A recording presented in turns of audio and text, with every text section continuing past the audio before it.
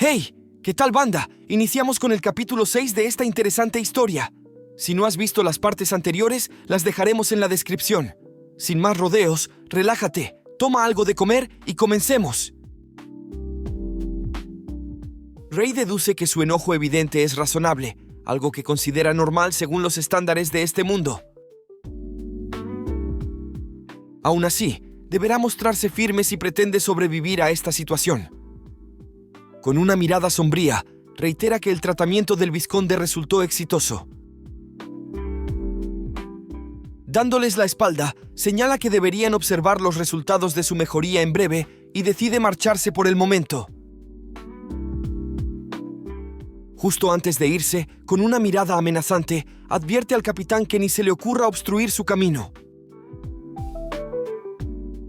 El capitán se sintió ligeramente intimidado por la forma tan aterradora en que ese simple plebeyo se había atrevido a hablarle, pero su orgullo herido le impedía dejar las cosas así.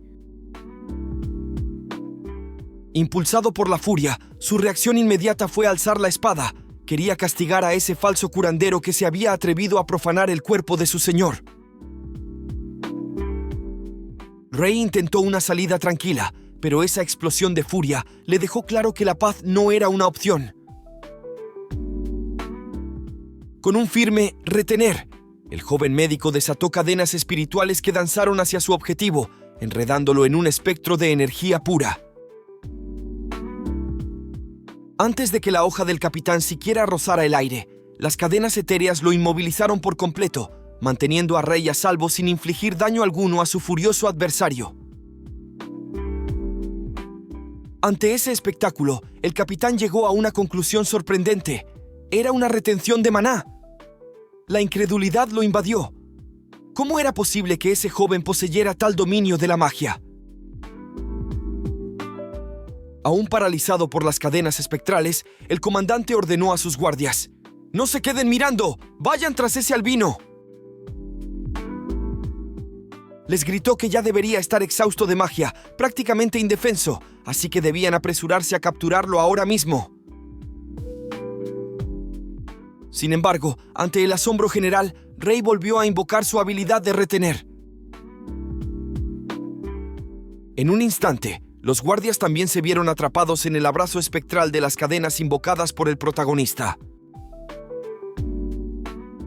El comandante quedó boquiabierto ante la escena.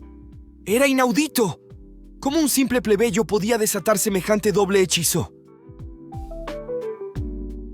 Le resultaba casi inconcebible que un muchacho tan joven pudiera siquiera soñar con utilizar la magia doble. Mientras se alejaba, dejando tras de sí a sus agresores completamente inmovilizados, Rey sentenció: «Esta es su última advertencia. Dejen que me vaya». Tiempo después, la noche descendió lentamente, desplegando un vasto lienzo estrellado sobre la tierra. Llevándose una mano a la cabeza, Rey suspira, lamentando haber realizado aquella intervención médica frente a la nobleza. En este mundo, pensó, están tan acostumbrados a la magia curativa instantánea que no comprenden nada de la medicina de mi hogar. La indignación hervía en Rey. Solo intentaba ayudar, y esas personas lo habían tratado como a un vulgar charlatán. Mientras empujaba la puerta de su humilde morada, Rey se dijo a sí mismo que no debía desanimarse. Después de todo, este era apenas el primer paciente al que atendía en este extraño mundo. Al cruzar el umbral de su hogar, Rey piensa que sin duda la medicina no encajaba en este mundo. En ese instante, una voz enojada lo interrumpió. «Es bastante tarde». Al oír esas palabras, el albino respondió, con un ligero tono de disculpa: «Estaba inmerso en mis pensamientos. Lo olvidé por completo». No era otra que su madre, con el ceño fruncido, recriminándole: «Te dije que debías estar en casa a las 7 en punto». Con el fervor de una madre sobreprotectora, Zane le recordó la hora, advirtiéndole sobre los peligros que acechaban en la oscuridad. Su castigo sería claro: 2 días sin salir de casa. Un rubor de vergüenza tiñó las mejillas de Rey. Un cirujano de su calibre, castigado por su propia madre. Un suspiro escapó de sus labios. Parecía que, sin importar el lugar, siempre lo verían como un niño. La escena nos traslada nuevamente a la residencia del vizconde. Tras la partida del joven, la mansión del vizconde se sumió en el desconcierto. Un murmullo de preguntas inundó el aire. ¿Qué había ocurrido? Y más importante aún, ¿quién era ese muchacho? Un grito desgarrador rompió el silencio. El vizconde, por fin, emergía de su letargo, cortesía de la intervención de nuestro protagonista. Al oír el grito, Alicia y su madre quedaron petrificadas. Lo creían muerto, pero ahora, de forma casi sobrenatural, el vizconde parecía rebosar de vida. El capitán, atónito, no podía dar crédito a sus ojos. ¿Cómo era posible? Nada de lo que había presenciado ese día tenía la más mínima lógica para él. Le resultaba inconcebible que cualquier cosa que ese muchacho hubiese hecho pudiera haber devuelto la vida a su señor. Un escalofrío recorrió su espalda al recordar las palabras que le dijo al joven. Incluso lo amenazó con su espada. Y este chico, en realidad, había cumplido su promesa. Cerrando los ojos con pesar, el capitán se lamentó profundamente por sus palabras y su comportamiento impulsivo. ¿Qué error tan garrafal había cometido al juzgar a aquel joven que solo intentaba ayudar?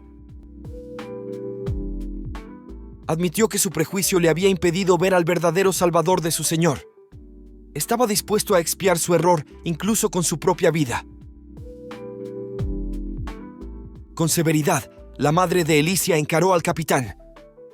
«Asume tu responsabilidad y encuentra a ese muchacho de inmediato. El honor de nuestra familia está en juego». El comandante, consciente de su error, ansiaba partir de inmediato para enmendarlo. Sin embargo, aún permanecía prisionero de las cadenas mágicas del joven. Las disculpas del capitán resonaron huecas para la madre de Alicia. Con firmeza, reiteró su exigencia. Encuéntrelo y discúlpese en persona por su trato. Al oír esto, el comandante intentó moverse con desesperación, solo para desplomarse sin poder sostenerse. Aún así, con determinación balbuceó: «Lo haré, de inmediato». El mayordomo comentó con una mezcla de asombro e intriga: «Es realmente fascinante que un joven como él pueda realizar semejante maravilla». Presenciando aquel milagro con sus propios ojos, algunos murmuraron con creciente convicción: «Tal vez, solo tal vez ese muchacho sea realmente un santo». Las especulaciones se multiplicaron como la pólvora. «Incluso si fuera un santo», comentó el mayordomo, «jamás he oído de uno capaz de usar magia». Una y otra vez, sus miradas se clavaban en la serena expresión del vizconde. Era imposible borrar de sus mentes la certeza de que, hacía apenas unos instantes, la vida lo había abandonado. El capitán exclamó, con la incredulidad marcada en su rostro: «Si ese albino no es un santo, entonces ¿qué demonios es? Jamás he oído hablar de alguien capaz de arrebatar a los muertos de las garras de la parca». En este punto de la historia, la pregunta flota en el aire, cargada de misterio: ¿qué es realmente un santo en este mundo? Se nos explica que un santo es un ser elegido por Dios, imbuido de una inmensa cantidad de poder divino. Se dice también que pueden escuchar la voz de Dios y gozan de su amor incondicional. En esencia, son la representación terrenal, la encarnación misma de esta deidad. La alegría del regreso de su esposo se veía empañada por una profunda inquietud. La madre de Alicia no podía dejar de pensar en aquel joven. Jamás había oído hablar de un santo con esas características en todo el reino. Una punzada de incertidumbre la recorrió. ¿Acaso se trataba de un santo desconocido o quizás alguien que ocultaba su verdadera naturaleza?